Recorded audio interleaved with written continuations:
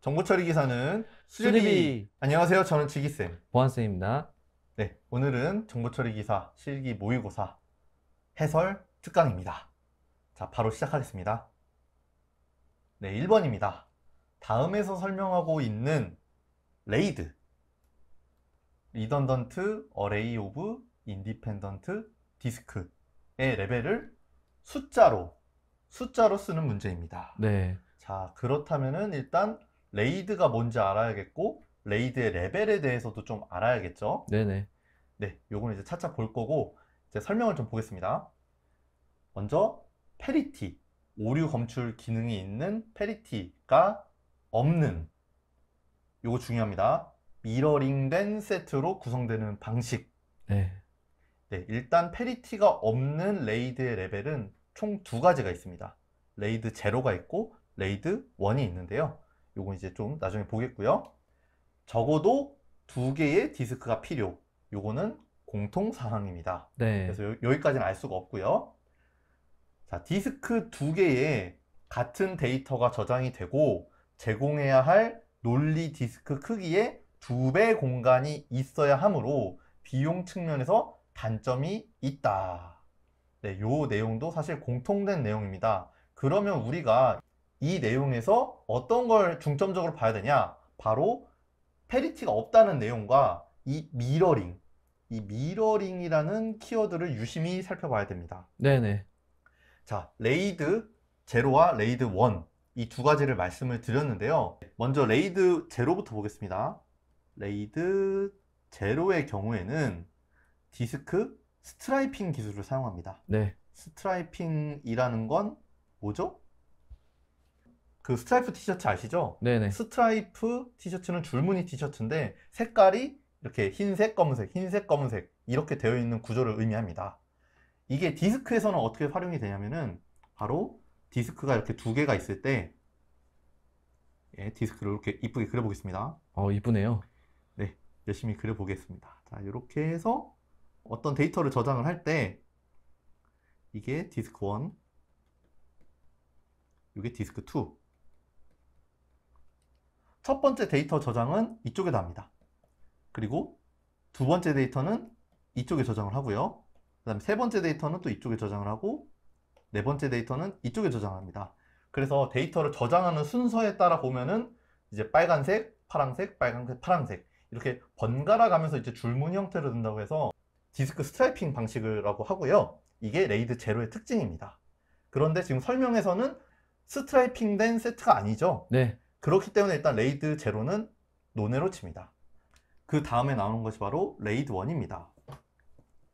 레이드 1의 경우에는 디스크 미러링을 사용하죠. 네, 미러링. 네, 미러링을 사용을 합니다.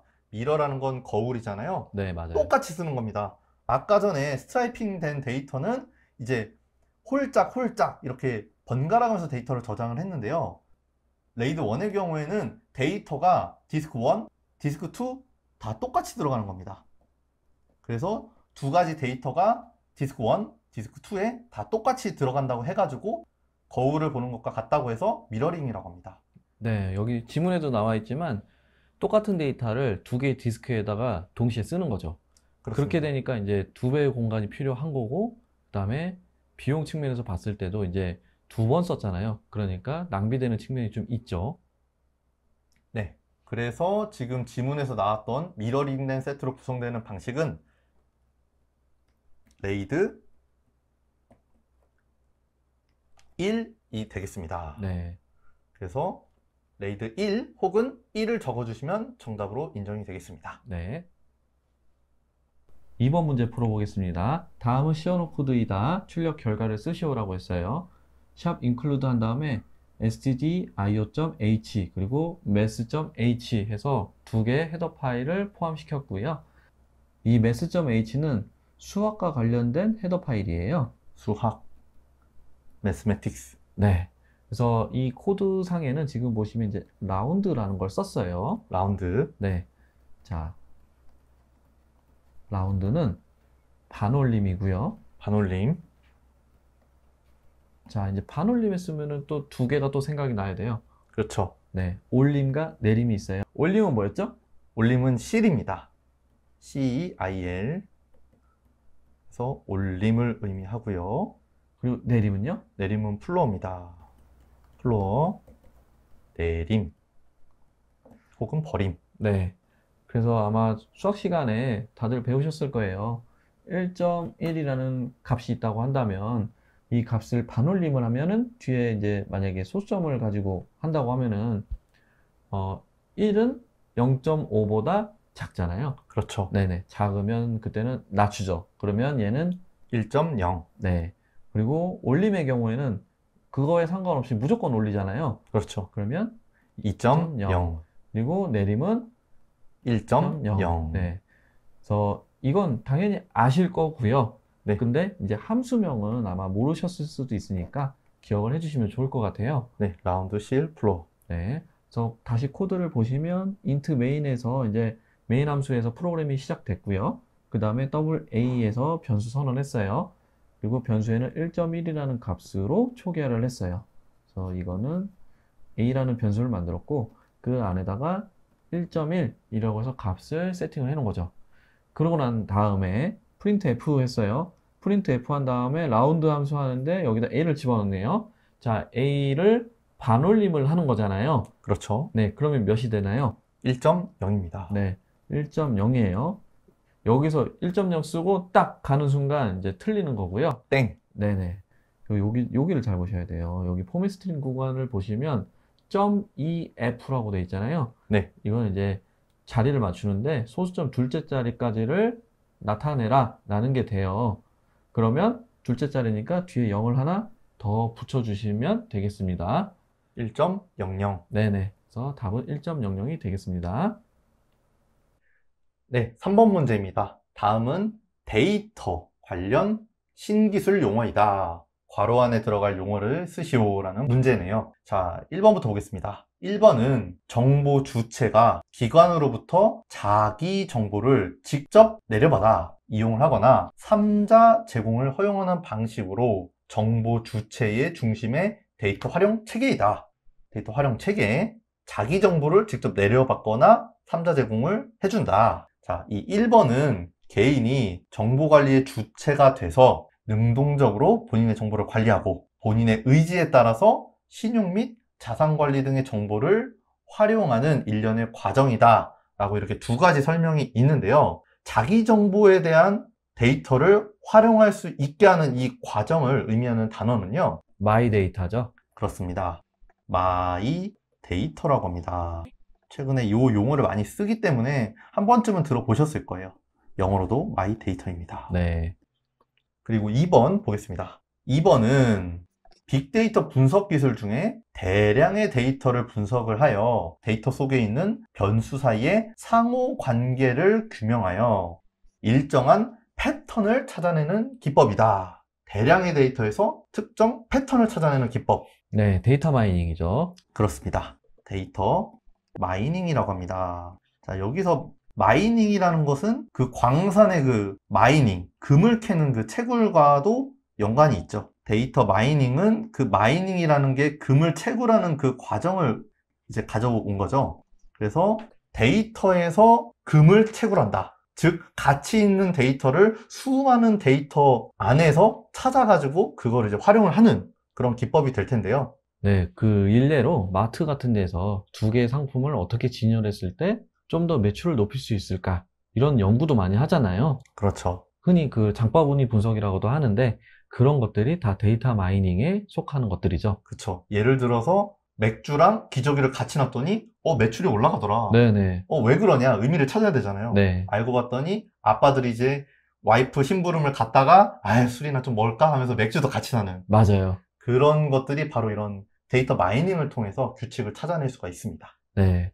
그래서 정답 1번은 마이데이터, 2번은 데이터 마이닝이었습니다. 네. 4번 문제입니다. 학생 테이블에 학번이 98, 성명이 수제비, 학년이 3학년, 수강 과목은 컴퓨터인 학생을 삽입하는 쿼리물을 작성하라고 했습니다. 야, 일단 학번이 98학번입니다. 네, 교수님이에요, 교수님. 예, 여러분들 98년생들도 계실 텐데 98학번이 등장했습니다. 아, 상당히 고학번이시죠? 자, 여기에서 이제 테이블에다가 데이터를 집어넣는 거, 삽입하는 거를 하려면 어떤 쿼리가 필요하죠?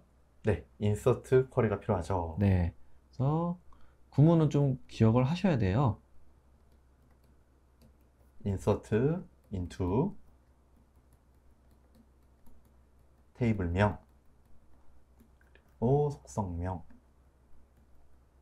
여기서 속성이라고 하는 건 이제 컬럼명을 뜻해요. 그렇죠. 네. 컬럼명이 이제 하나가 아니라 여러 개가 있을 수 있으니까 점점점점으로 표시했고요. 그리고 그 뒤에 이제 그 실제 값을 넣어야 될 거 아니에요? 그렇죠. values. 네, s까지 붙여야 돼요. 네, 하나가 아니기 때문에 values입니다. 네, 그 속성마다 이제 값들이 있을 텐데요. 값들을 쭉 적어주시면 되겠습니다. 마지막에 세미콜론도 붙이셔야 됩니다. 물론 네. 문제에서 안 붙여도 된다고 하면 안 붙여도 돼요. 그렇지만 이제 습관은 붙이는 걸로 들여놓으시는 걸 추천드려요. 그래서 다 적었습니다. 여기서 이제 컬럼이 뭐뭐가 있는지만 확인하면 되는데요. 지금 보시면 먼저 학번 학번. 있고요. 그 다음에 성명, 성명, 그리고 학년, 학년, 그리고 수강 과목. 네, 4개나 있네요. 그러면 이거를 쭉 쓰면 돼요. 근데 저는 여기다가 쭉 이어서 쓰겠습니다. 그래서 학번이 있었고요. 그 다음에 성명, 성명, 그리고 학년, 학년, 그 다음에 수강 수강 과목, 과목. 그 다음에 실제 이제 문제에서 주어진 걸 그대로 쓰시면 돼요. 그리고 숫자일 때는 따옴표를 안 붙이고요. 그 다음에 문자일 때는 따옴표를 붙인다. 이렇게 생각하시고 작성하시면 되겠습니다.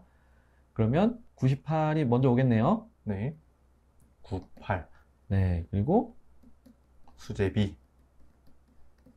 그 다음에 3. 3학년, 그 다음에 컴퓨터. 이렇게 작성해 주시면 되겠습니다. 아, 하나 빼먹었네요. 네. 테이블명은 네. 학생. 네, 여기 실수하시면 안 되겠네요. 그렇습니다. 그리고 또 요런 질문 하시는 분들이 있을 수 있어요. 여기 지금 3학년이라고 돼 있는데 요거 3학년이라고 쓰면 안 돼요? 라고 했을 때 요거는 이제 모의고사기 때문에 요것도 정답으로 인정이 됩니다. 네. 그리고 실제 시험에서는 더 디테일하게 이런 정보들을 주기 때문에 헷갈리지 않으실 겁니다. 네네.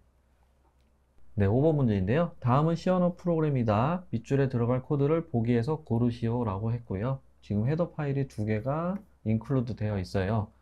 그 중에 이제 에멀럭이라고 해서 메모리 얼로케이션. 메모리 얼로케이션, 메모리 할당. 네. 보통 이제 C 언어에서는 2개의 메모리 영역이 존재를 해요. 그래서 하나는 스택이 스택. 있고요. 하나는 힙. 네. 이 힙 영역의 메모리 공간을 사용하고자 할 때 메모리 얼로케이션이라는 걸 이용을 합니다. 그래서 바로 밑에 코드에 나오는데요. 그때 말씀드릴게요. 자, int main에서 이제 메인 함수가 시작이 됐고요. 그 다음에 캐릭터 포인터 p에서 캐릭터 포인터 타입으로 메모리 얼로케이션이 된 거예요. 이때 사이즈는 10이고요. 이게 무슨 의미냐? 도식화를 해보면 일단 메모리에다가 10칸짜리를 만드는 건데요. 이렇게 10칸짜리 만든 게 이 힙이라는 공간에 만들어진 거예요. 통상 일반적인 변수를 선언했을 경우에는 스택이라는 공간에 만들어지지만 메모리 얼로케이션, 멜록을 썼을 경우에는 힙에 만들어집니다. 그리고 이 할당한 거를 사용하기 위해서는 어딘가에 이 주소값을 저장하고 있어야 되거든요. 그렇죠. 네, 그 주소값을 저장하는 게 이 p라는 변수에다가 저장을 하는 거예요. 이 p라는 것은 이 메모리 공간을 가리키고 있다. 이렇게 생각을 해주시면 되고요. 그 다음에 get s라고 했습니다. get s 했다 p 했는데 여기에서 s는 스트링, 문자열을 뜻하고요. get이라고 하는 거는 이제 키보드로부터 입력을 받은 다음에 그 입력받은 거를 이 매개 변수로 전달받은 메모리 공간에다 저장하겠다 이런 의미예요. 그래서 지금 입력받은 문자열은 뭐였죠? 수제비. 네, 수제비고요. 문자열 끝에는 널도 꼭 표시를 해주세요. 그런 다음에 자, 그 다음 밑줄이 나왔어요. 밑줄은 지금 보시면 이제 보기에서 골라야 되는데 자, 밑줄하고 그 다음에 %p 괄호 열고 닫고 3 했고요. 그 다음에 풀이 했어요. 자, 여기에 들어갈 게 어떤 건지 좀 따져 볼게요. 우선 멜록을 했고요. 멜록을 했고 키보드로부터 입력을 받았고 뭘 실행했더니 뭐가 출력이 됐어요. 그러면 이거는 출력하기 위한 함수를 생각을 하셔야 돼요. 그렇죠. 네. 자, 멜록. 방금 앞에서 봤는데 얘는 메모리 할당이에요. 출력과 관련이 없어요. 그래서 얘는 될 수가 없고요. 땡. 네. 그다음에 getS. 방금 말씀드렸잖아요. 얘는 키보드로부터 입력을 받는 거라고. 그래서 얘도 아니에요. 땡. 네. 그러면 자, 뭔가 의심적인 데가 하나 나타났습니다. putS는 S라는 게 이제 문자열을 뜻하는데 문자열을 화면에다가 출력하겠다 이런 의미예요. 그래서 답은 putS가 되고요. putS. 네. 그리고 계속 볼게요. 그다음에 get차. 얘는 요게 캐릭터, 그러니까 한 바이트를 키보드로부터 입력을 받겠다 이런 함수예요. 그래서 얘도 답하고는 관련이 없고요. 그다음에 푸차. 일단 get차가 입력을 받는 거였으면 푸차는 출력하는 거예요. 그렇죠. 네, 출력하는 거라서 얘도 아니에요. 왜냐면 얘는 문자열이 아니라 문자를 출력하는 거라서 해당 사항이 없어요. 그 다음에 프리. 이 프리는 바로 요 밑에도 있었는데요. 프리는 메모리를 할당을 했잖아요. 다 쓴 다음에는 이 메모리를 다시 이제 반환시켜 줘야 돼요. 그렇죠. 저희가 꼭 펜션 가가지고 이제 뒷정리를 하잖아요. 네네네. 그 뒷정리 같은 겁니다. 네, 펜션 자주 가시나 봐요. 옛날에는 뭐 네네. 그래서 프리 해주시면은 이제 메모리가 해제되는 거고요. 그 다음에 리턴. 리턴은 뭐죠? 반환해주는 함수죠. 네네. 어느 함수를 호출했으면 다시 원래 위치로 이제 되돌아갈 때 리턴 하죠. 그래서 메인 함수 같은 경우에도 리턴 이런 게 있는데요. 이 의미는 이제 만약에 프로그램이 실행됐으면 프로그램이 종료하겠다. 메인 함수에서의 리턴을 말씀드리는 거예요. 프로그램이 종료되겠다. 이런 의미가 되는 거고요. 다음 void. void는 주로 앞에 함수 앞에서 많이 써요. 함수 앞에서 리턴 타입을 지정을 할 때 나는 리턴 타입을 지정하지 않겠다. 만약 int라고 돼 있으면 정수형을 반환하겠다, 리턴하겠다 이런 의미지만 void라는 게 붙으면은 리턴할 때 어떤 자료형 없이 그냥 리턴하는 게 void가 되겠습니다. 그렇죠. 그리고 이제 마지막에 int. 얘는 앞에 말씀드렸듯이 정수형을 뜻하는 거라서 전혀 답하고 관련이 없어요. 땡. 네, 그래서 이 코드에서는 문자를 수제비를 입력을 받아서 제비를 출력했다 라는 거고 이때 출력할 때 사용하는 함수는 putS다 라는 거를 캐치할 수 있으면 푸실 수 있는 문제였어요. 그렇습니다. 그리고 이게 만약에 putS가 들어가 있고 여기에 출력 결과를 쓰시오라고 이렇게 냈을 때도 이 제비라는 결과를 도출하실 수 있어야 됩니다. 네, 한번 해볼까요? 네. 그걸 하려면 요걸 조금 아셔야 되는데 여기 P라고 했잖아요. 이 P는 다르게 표현할 수 있는데요. P의 0 이렇게 표현할 수도 있어요. 그렇죠. 네, 그 옆에 있는 거는 P의 1, 그 옆에는 P의 2, 그 옆에는 P의 3. 네, P의 3 이렇게 되는 거고요. 보통 C 언어에서 문자를 출력을 할 때는 언제까지 출력하냐면요. 널 문자를 만나기 직전까지예요. 여기 보시면 널 문자가 있잖아요. 여기가 P의 3이었고요. 여기 보시면 P의 3의 주소값이에요. 이 의미는 P의 3의 주소값인데 주소값으로부터 널 문자를 만나기 직전까지 나는 출력할 거야 라는 의미가 돼요. 그래서 J, E, B, I를 모두 쭉 출력하고 종료하는 거죠. 제비. 네, 제비가 되는 거죠. 그래서 정답은 제비가 되겠습니다. 네, 6번 문제입니다. 다음은 객체지향 설계 원칙에 대한 설명이다. 객체지향 설계 원칙은 솔리드죠? 네, 솔리드 원칙입니다. 자, 그러면은 일단 솔리드 원칙이 뭐가 있는지를 머릿속에서 리마인드를 하고 가야겠죠? 네. 처음부터 보겠습니다. 일단 솔리드라고 써놓고 하나씩 보면은 S는 SRP, SRP 단일 책임의 원칙이고요. O는 OCP, OCP 개방 폐쇄의 원칙, L은 LSP, 리스코프 치환의 원칙, I는 ISP, 인터페이스 분리의 원칙, D는 DIP. 의존성 역전의 원칙이 됩니다. 네. 자, 이렇게 5가지 있는 거는 잘 알아두셔야 됩니다. 자, 그 상태에서 저희가 한번 문제를 풀어볼게요. 괄호 안에 들어갈 원칙을 영어 약자 혹은 영어 풀네임으로 쓰시오라는 문제입니다. 자, 영어 풀네임은 리스크가 커요. 다 맞춰야 되기 때문에. 그래서 약자로 쓰시는 걸 권장을 드리고요. 자, 1번 보겠습니다. 실제 사용 관계는 바뀌지 않으며 추상을 매개로 메시지를 주고받음으로써 관계를 최대한 느슨하게 만드는 원칙이다. 관계를 최대한 느슨하게. 1번의 답은 DIP가 되죠. 그렇습니다. DIP. 의존성 역전의 원칙이 되고요. 관계를 느슨하게 만든다가 핵심 키워드입니다. 네. 자, 그리고 2번 보겠습니다. 서브 타입, 상속받은 하위 클래스는 어디서나 자신의 기반 타입, 상위 클래스로 교체할 수 있어야 한다. 교체와 관련된 원칙이 하나 있는데요. 네, LSP죠. 그렇습니다. 리스코프 치안의 원칙. 그래서 핵심은 하위 클래스가 상위 클래스로 교체될 수 있어야 된다. 그래서 1번은 DIP, 2번은 LSP가 정답이 되겠습니다. 네. 네, 7번 문제인데요. 다음은 3A에 대한 설명이다. 괄호 안에 들어갈 용어를 반드시 영어 풀네임으로 쓰시오라고 했네요. 반드시. 아, 이 출제하신 분이 영어를 굉장히 좋아하시네요. 실제로 영어 좋아하시는 분들이 시험에 자주 오십니다. 네네. 그러게 말이에요. 네. 그래서 괄호 1은 로그인 했을 때 시스템이 이에 대한 기록을 남기는 활동을 의미하는데 시스템에 접근한 사용자 추적에 활용될 수 있다. 괄호 2는 자신의 신원을 시스템에 증명하는 과정을 의미하며 주체의 신원을 객체가 인정해주는 행위라고 할 수 있다. 괄호 3은 검증된 가입자나 단말에게 어떤 수준의 권한과 서비스를 허용하는 것을 말하며 특정 업무를 수행할 권리를 부여하는 행위라고 할 수 있다. 네, 일단 보안에서 말하는 3A가 뭔지를 알아야 그걸 가지고 이제 빈칸을 채울 수가 있겠죠. 네네. 자, 3A. 자, 뭐가 있는지 보겠습니다. 첫 번째 A는 인증입니다. 인증. 네, 인증. 인증은 영어로 authentication입니다.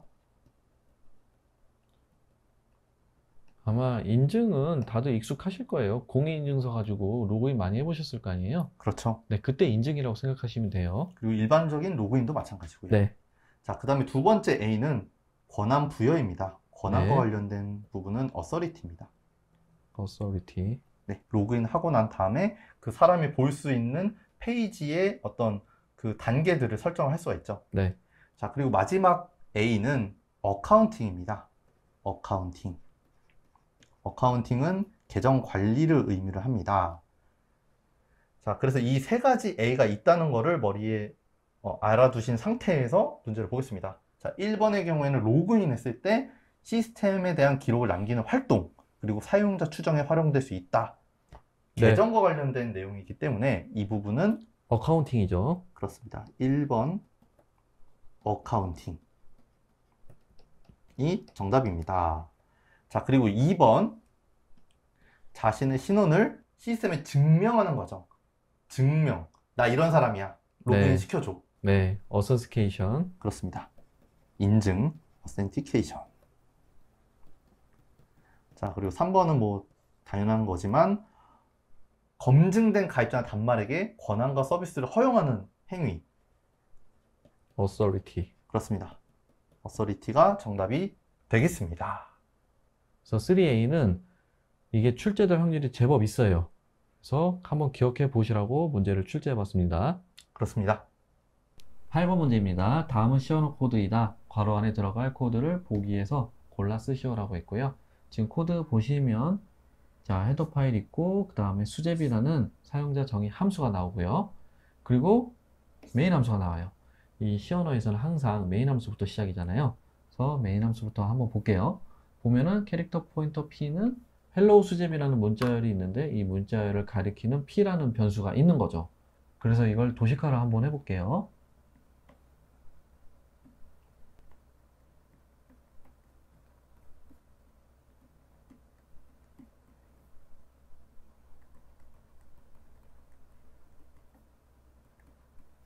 시어너에서는 마지막에 너를 넣어줘야 문자열의 끝을 나타냅니다. 그리고 이 문자열을 가리키는 변수가 지금 뭐라고 했냐면 P라고 했어요. P. 그래서 이렇게 표시하면 되고요. 그 다음에 그 밑에 수제비라는 함수를 호출을 하고요. 이 함수를 호출할 때 매개 변수를 두 개를 전달하는데 하나는 p라는 변수를 넣어줬고요. 그 다음에 옆에는 strlen이라고 해서 이거는 문자열의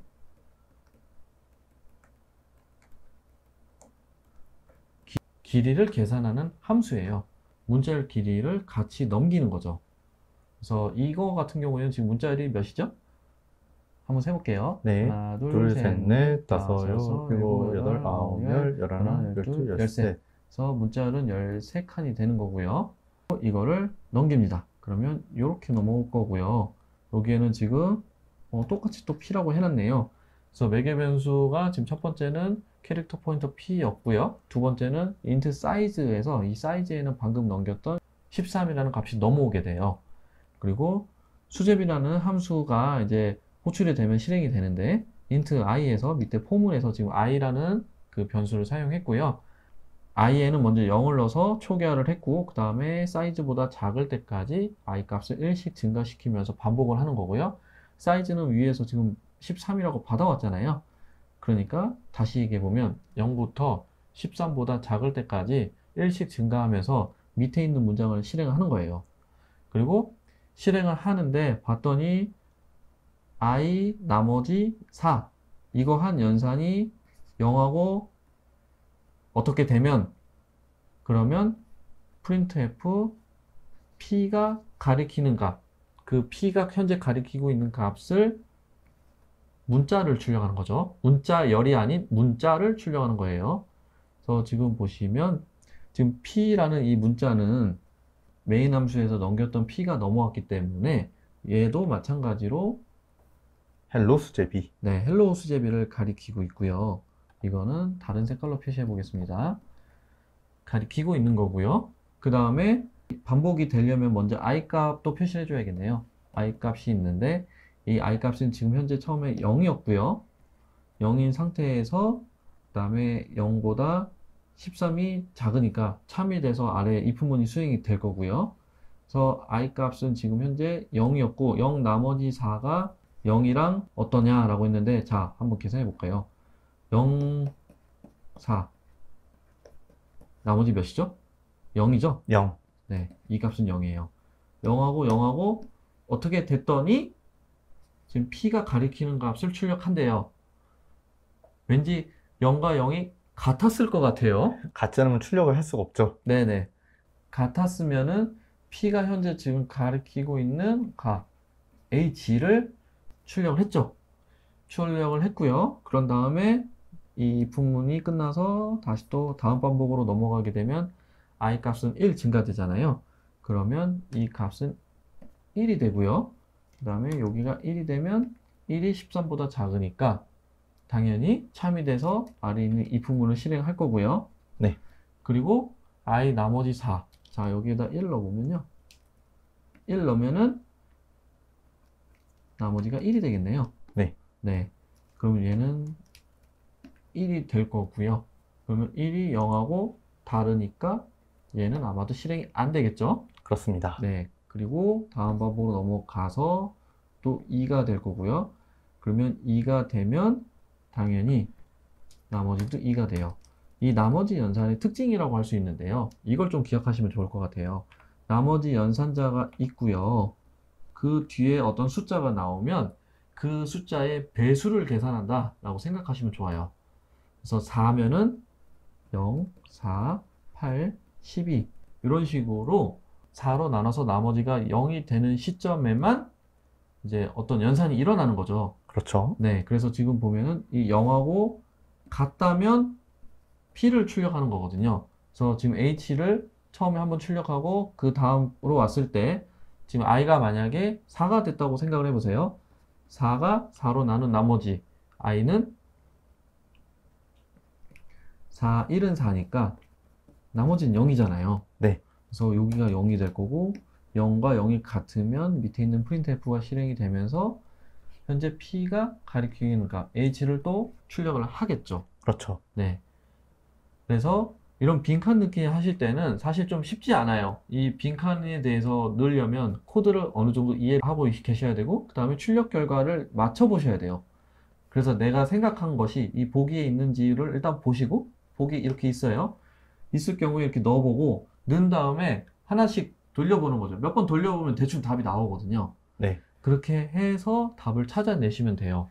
그리고 실제 기출문제에서는 이 보기가 주어지지 않는 경우도 있어요. 맞아요. 그렇기 때문에 이 보기를 보지 않고도 저 문제를 풀 수 있다면 오케이입니다. 네네. 그래서 정답은 는이 되겠습니다. 는. 네, 9번 문제입니다. 다음은 버퍼 오버플로우 공격 대응 방안에 대한 설명이다. 대응 방안입니다. 괄호 안에 들어갈 용어를 쓰시오라고 했습니다. 일단 버퍼 오버플로우 공격이 뭔지를 알아야겠죠? 맞아요. 네, 쉽게 설명하면은 버퍼라는 저장 공간이 있는데 이 버퍼가 있을 때 이 버퍼의 용량을 초과시키는 행동을 함으로써 이상한 행동들을 나타내게 하는 거죠. 그래서 버퍼가 넘치게 되면은 접근할 수 없는 공간에 접근하게 되면서 이제 루트 권한도 취득할 수가 있게 되고요. 그렇기 때문에 버퍼 오버플로우 공격이 있고 이 공격에 대한 대응 방안이 몇 가지가 있는데 그걸 물어보는 겁니다. 네.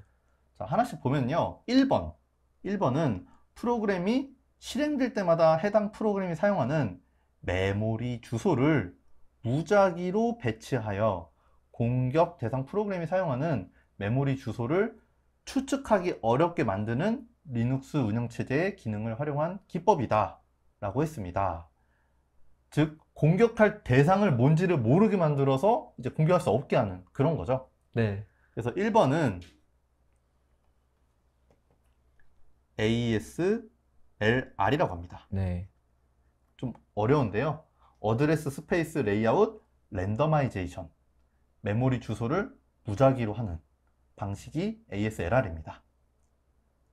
자, 그리고 2번은 카나리라고 불리는 무결성 체크용 값을 복귀 주소와 변수 사이에 삽입을 해두고 버퍼 오버플로우 문제가 발생을 했을 때 이 카나리 값을 체크해서 대응하는 기법이다. 바로 스택 가드라고 합니다. 스택 가드. 일단 저 카나리가 핵심인데요. 카나리라는 건 이제 카나리 아시죠? 새인데 이거를 옛날에 광산에 들어갈 때 유독성 물질이 있으면은 이 카나리아를 먼저 보내가지고 얘가 살았는지 죽었는지를 확인을 한 다음에 그때 이제 광부들이 들어갔대요. 그래서 공격을 당하기 전에 미리 저거를 넣어놓고서 얘가 문제가 생겼는지를 볼 수 있게 하는 게 바로 이 기법입니다. 네네. 스택 가드라고 하죠. 자, 그리고 3번입니다. 3번은 함수 시작 시 복귀 주소를 글로벌 RET, 글로벌 리턴이라는 특수 스택에 저장을 해두고 함수 종료 시 저장된 값과 스택의 RET 값을 비교를 해서 다른 경우에 오버플로우를 간주하고 프로그램 실행을 중단하는 기법이다. 바로 스택 쉴드라고 합니다. 앞에서는 가드였고요. 이번에는 쉴드입니다. 네. 그래서 이런 경우에는 핵심 키워드를 좀 기억을 하시면 좋을 것 같아요. 그렇죠. 네. 그래서 스택 가드는 방금 말씀해 주셨던 카나리가 핵심이고요. 그 다음에 스택 쉴드에선 글로벌 RET, 글로벌 리턴이 핵심이 되겠습니다. 그렇습니다. 그래서 1번 ASLR, 2번 스택 가드, 3번 스택 쉴드였습니다. 네. 네, 10번 문제인데요. 다음은 운영체제와 관련한 용어 설명이다. 괄호 안에 들어갈 용어를 쓰시오라고 했고요. 지문을 한번 읽어볼게요. 교착 상태는 다중 프로세싱 환경에서 2개 이상의 프로세스가 특정 자원 할당을 무한정 대기하는 상태이다. 교착 상태 발생 조건 중 괄호 1은 프로세스가 자원을 배타적으로 점유하여 다른 프로세스가 그 자원을 사용할 수 없는 상태를 말한다. 괄호 2는 프로세스 간 괄호 1의 원리를 보장하는 데 사용된다. 괄호 2는 P 임계구역 들어가기 전 수행, V 임계구역에서 나올 때 수행, 연산을 기반으로 구현한다. 네, 일단 교착 상태가 뭔지를 아셔야겠죠. 교착 상태는 데드락이라고 하죠. 교착 상태는 영어로 데드락이고요. 네. 이 데드락 문제로 인해서 프로세싱 환경에서 계속 이제 멈춰 있는 상태죠. 계속 네네. 대기를 하면서 자원을 할당을 받아야 되는데 못 받는 상태를 의미합니다. 근데 이 발생 조건이 몇 가지가 있는데 교착 상태 발생 조건은 두음으로 알고 있으시죠? 아, 그럼요. 네. 상, 점, 비, 환입니다. 이 네 가지 상태에서 교착 상태가 발생을 합니다. 이건 아마 책에서 굉장히 많이 보셨기 때문에 디테일하게 설명을 드리지 않을게요. 이 상점 비환 중에서 한 가지 조건이 지금 1번에 들어가야 되는데, 보시면은 1번은 프로세스가 자원을 배타적으로 점유를 해서 다른 프로세스가 그 자원을 사용할 수 없는 상태를 의미합니다. 이것은 상점 비환 중에서 상에 해당하죠. 네. 상은 뭐죠? 상호 배제죠? 그렇습니다. 상호 배제. 상호 배제이고요. 영어로는 mutual exclusion입니다. mutual exclusion. 여기서 줄여서 흔히 뮤텍스라고 합니다. 뮤텍스. 뮤텍스.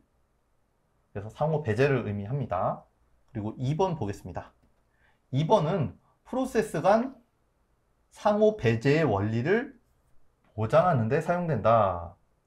그리고 2는 P와 V 연산을 기반으로 구현한다. P와 V 연산 들어가는 개념은 딱 하나밖에 없습니다. 네, 세마포어죠? 세마포어입니다. 세마포어. 조금 낯서신 분도 있을 텐데요. 운영체제, 특히 교착 상태와 관련돼서는 이 세마포어라는 개념이 굉장히 중요합니다. 근데 복잡하게 알 필요 없이 P 연산과 V 연산이 들어가는 형태가 바로 세마포어입니다. 그러니까 쉽게 설명하면은 화장실을 들어갈 때, 나 화장실 들어가 해서 사용 중이라고 하는 게 P고요. 이제 화장실에서 나올 때, 나 다 쌌어. 여기 비어 있어 하는 게 V입니다. 네, 화장실 좋네요. 네. 그래서 1번 상호 배제, 2번 세마포어였습니다.